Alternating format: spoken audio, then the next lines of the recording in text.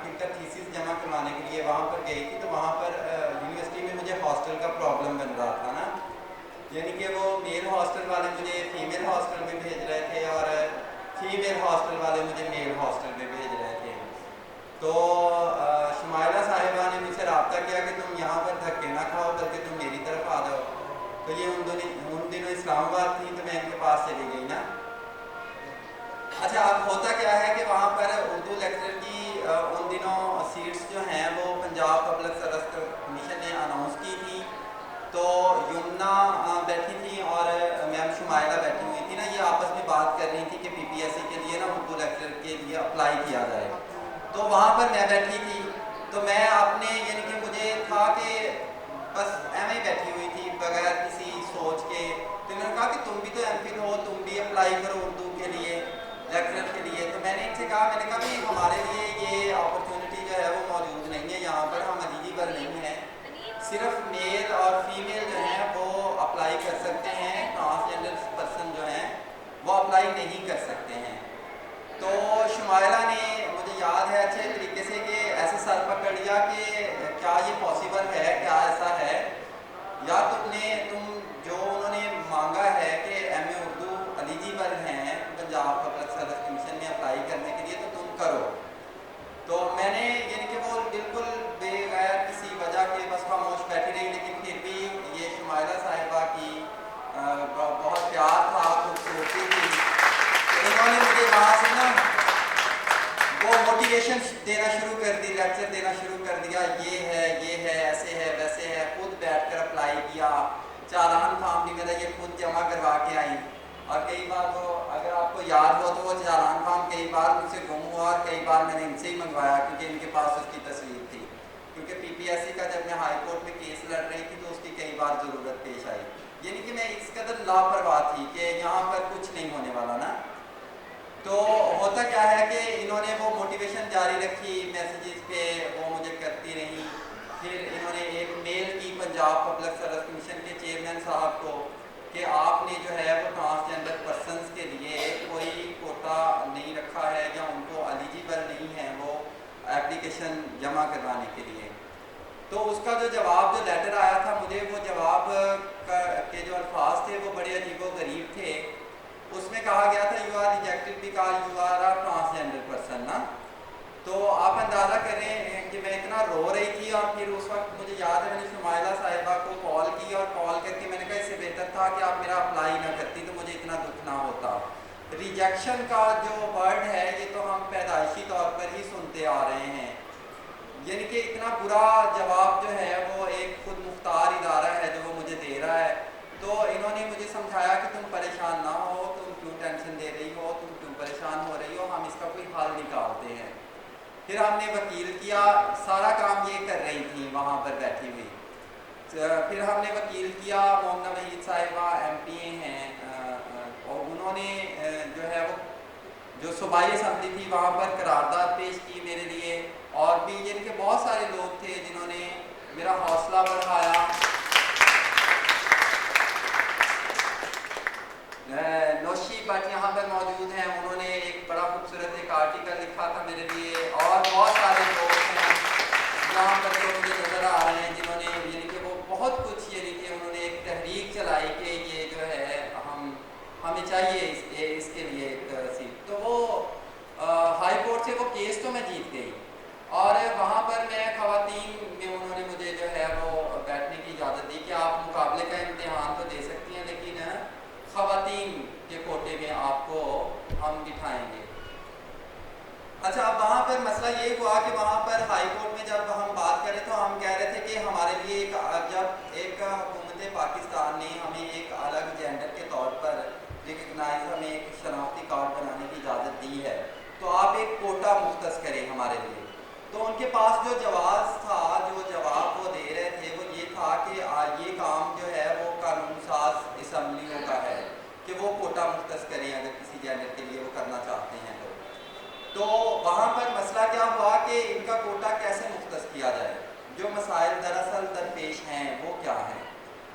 अच्छा, कोटा मुख्तस करने के लिए इनकी सही तादाद का इल्म होना बहुत ज़रूरी था, और इनकी सही तादाद का इल्म जो है वो معلوم ہی نہیں کہ ان کی تعداد پاکستان میں ہے کتنی. اور آپ اندازہ کریں 1600 خواجہ سرا ہیں, ٹرانسجینڈر پرسنز ہیں جنہوں نے اپنا جو شناختی کارڈ ہے پاکستان کا وہ بنوایا ہوا ہے, صرف 1600. حالانکہ تعداد یہ درست نہیں ہے. اچھا, اب وہ بنواتے کیوں نہیں ہیں؟ اس کے پیچھے سب سے بڑی وجہ یہ ہے کہ اگر ایک خواجہ سرا جینڈر کے خانے میں شناختی کارڈ کے اوپر ٹرانسجینڈر یا خواجہ سرا لکھوا لیتا ہے, ایکس کارڈ ہوتا ہے, تو ایکس کارڈ اگر بنواتا ہے تو اس کا ہوتا کیا ہے کہ اس کو ایک تو سب سے پہلے اس کے پیرنٹس کی جائیداد سے آؤٹ کر دیا جاتا ہے. وہ اپنے پیرنٹس سے جائیداد لینے کا حقدار نہیں ہے, سب سے بڑی وجہ.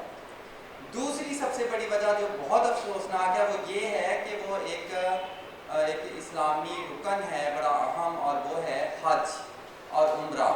وہ حج اور عمرہ کرنے کے لیے نہیں جا سکتا ہے, اور جتنے بھی عرب کنٹریز ہیں ان میں وہ ٹریول نہیں کر سکتا ہے جس کا ایکس کارڈ بنا ہوا ہوگا, جس کی وجہ سے ہمارے جو خواجہ سرا بزرگ ہیں وہ حج اور عمرہ جو ہے وہ لازمی کرنے کے لیے جاتے ہیں. لازم ان کا یہ شوق ہوتا ہے مذہبی ہونے کے ناطے.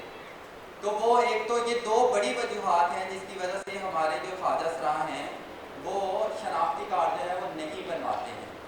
تو اس وجہ سے ایک دوسرا ان کو وہ اتنے پڑھے لکھے بھی نہیں ہوتے, ان کو اویئرنیس بھی نہیں ہوتی ہے.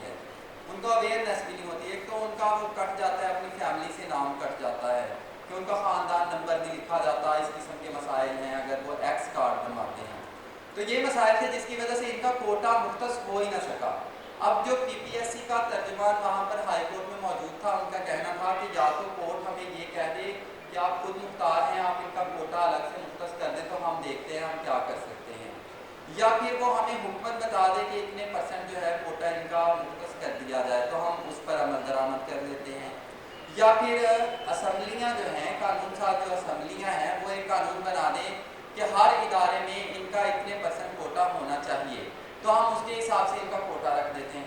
یعنی آپ اندازہ کریں یہ جنگ جو ہے, یعنی کہ یہ تو ابھی پہلا قطرہ تھا نا, یہ بڑا مشکل کام تھا یہاں تک پہنچنا کہ جس دن میں وہ ٹیسٹ دینے کے لیے گئی اور وہاں پر آپ جو ای میل تھی اس پر جب میں نے اپلائی کیا تھا آن لائن, تو اس پر جو ای میل تھی وہ بھی شمائلہ حسین صاحبہ کی ہی تھی.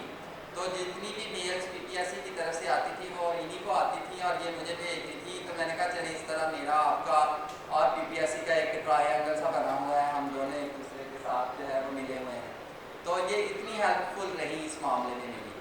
تو اب جب میں وہ دینے کے لیے گئی ہوں, ٹیسٹ دینے کے لیے پہلی بار گئی ہوں, میری یہاں پر سسٹر بھی موجود ہے, وہ میرے ساتھ ہی تھی نا, تو آپ اندازہ کریں ٹیسٹ دینے کے لیے گئی ہوں, وہاں پر رول نمبر سلپ میرے ہاتھ میں اور میں ایسے دندناتی پھر رہی ہوں کہ ہاں میں دینے کے لیے آئی ہوں. فرسٹ ٹائم ان پاکستان کے کوئی پی پی ایس سی یا گورنمنٹ کے ادارے میں کوئی ٹرانسجینڈر جو ہے وہ ٹیسٹ دینے کے لیے 17 اسکیل کا گزٹڈ آفیسر کے لیے آیا ہے. پاس ہوتی ہوں یا نہیں یہ تو الگ بات ہے, لیکن مجھے یہی بڑی خوشی تھی کہ میں وہاں پر ٹیسٹ دینے کے لیے گئی ہوں. اور میں کوشش کر رہی تھی کہ کوئی مجھ سے پوچھے. وہ منشی پریم چند کا افسانہ ہے نا ادیب کی عزت, تو وہ خود ہی اتراتے پھرتے تھے کہ کوئی مجھ سے پوچھے, آخرکار خود ہی حافظ صمد کی دکان پہ چلے گئے. تو میں خود ہی وہ کوئی مجھ سے پوچھے کہ آپ یہاں کیا کر رہی ہیں, تو میں اسے بتاؤں یہ دیکھو میرے پاس رول نمبر سلپ ہے اور میں نے یہ جو ہے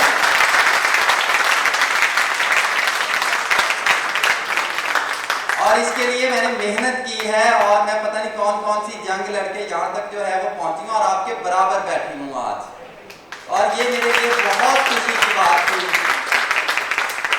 بلکہ تقریباً وہاں پر جتنی خواتین ٹیسٹ دینے کے لیے آئی تھیں, ظاہر سی بات ہے وہ ٹیسٹ میری وجہ سے ڈیلے ہوا تھا, تو اس کے فکر بھی چلے تھے کہ وجوہات کی بنا پر وہ مجھے آپ تو وہی ہے نا جس کی وجہ سے ٹیسٹ لیٹ ہوا تھا.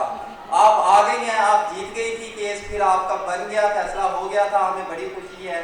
تو میں اتنی خوش تھی وہاں پر رول نمبر سلپ پکڑ کے کہ یعنی کہ ہمیں تو وہ گورنمنٹ کالج میں تھا تو گھسنے نہیں دیا جانا تھا نا اندر, کہ آپ ادھر چوکیدار نے دیکھا ایسے کر کے, لیکن میں نے فوراً وہ اپنا پرچہ سا پکڑایا کہ یہ دیکھیں آئی میرے پاس ہے, میرے پاس اب میں جا سکتی ہوں. وہ میرے لیے بڑا خوشگوار لمحات تھے. میں نے ٹیسٹ دیا, بہت خوشی کیا, تو اللہ کرے پاس بھی ہوں, اور پاس ہوں گی تو انشاءاللہ آگے پھر انٹرویو میں نہیں جاؤں گی, لیکن مجھے وہ بہت خوشی ہوئی تھی.